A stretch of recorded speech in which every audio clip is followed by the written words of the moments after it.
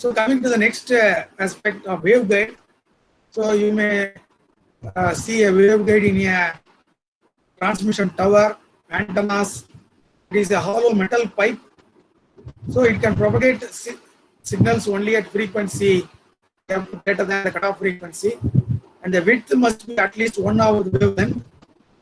So you see that the dimensions correspond to the frequency of operation and they are immune to interference.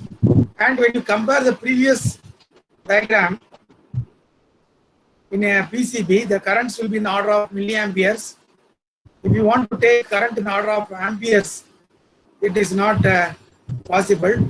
But if you want to take higher power, in the case of waveguides, it is possible.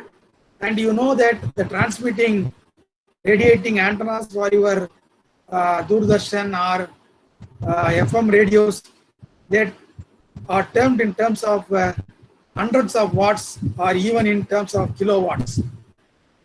So the amount of power is quite huge in the case of waveguides because they are metallic in nature.